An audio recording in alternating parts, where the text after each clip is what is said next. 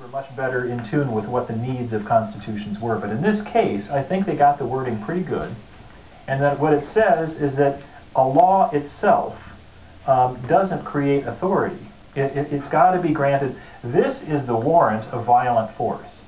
If you're looking at what a constitution is, it is the grant of authority to do something violent from government. Everything government does is by force.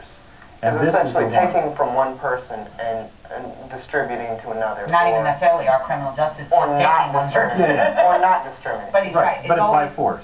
But it's always by force. And so this being the warrant of force, just passing a law doesn't make it a law. Just passing a law doesn't make it legal. It has to fall under this. It does not fall under this. Then where does it fall? Look even further down, like in your county maybe. If they don't have the authority, where do you go then? Because that's going to be the next thing people say. If the authority isn't there, the government doesn't do it. So then it should come back to us. Yes.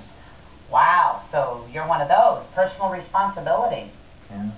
Yeah, that's a scary thing for some people. Yeah. It is in this day and age, I'm finding, which unfortunately, I mean, people blame it on college schools, different things. But we have not done a good job of painting the picture of what it would be like with personal responsibility. Is that what it is? I think it is. I think there's a rational ignorance that people will kind of pull back if they figure I can't be any part of this. There's nothing I can do about it. Things are hopelessly screwed up.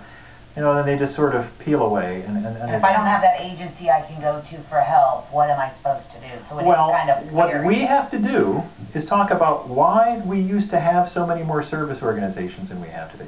Why did there used to be so many more Rotary clubs and Kiwanis? And why did churches used to do so many? And churches used to run the hospitals. Churches were the Department of Health, Education, and Welfare. They did all of that stuff. And so and that was privately funded by people who actually voluntarily funded. And they believed in giving their money. And if I would have my tax money, then if I liked his charity, I could donate to it. But if I didn't, I could donate to her. Yeah, but you would have the money. Wow. And that is where personal responsibility falls in. Well, it's voluntary. The collection plate is voluntary. You can join a group or you don't have to. And if you want to solve so many problems. Yes. And think about one that we never think about right now. For every time they're doing this robbing Peter to pay Paul thing, we bicker over who's going to be Peter and who's going to be Paul. Right. And so, every election is determining, no, you guys are going to be Paul, you guys are going to be Peter. No, we're going to change this around and flop it around. And then the other part is because we've divided ourselves up, whereas black versus white, gay versus straight, this versus that, Democrat versus Republican, we get this idea that, we all must be forced to do uncomfortable things. I have to pay for abortions in China. I have to pay for sports that I don't really care about. When I turn 40, I have to get my prostate exam. And I have to pay for it. And because we have our hooks in each other, I have a problem with you smoking cigarettes, or if you're eating a Twinkie, my gosh, that's trans fats in there. You're going to make me pay for your heart disease? And so we have hooks in each other that don't belong.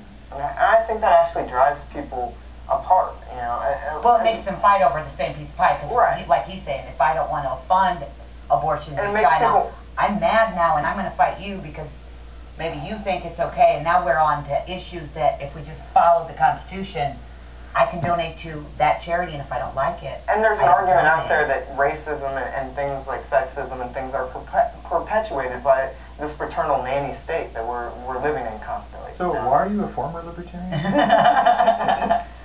Because there's a bigger party that I feel I can do a lot more. I will leave you alone now. A lot more effect in some ways. Like I can make a difference. I can actually influence people. I ran as a Republican once. Did you? I did. I ran in 2004 I beat the slated candidate by a very substantial percentage, and I did very well in the general election. So, I went from being 3% as a libertarian, 45% as a Republican.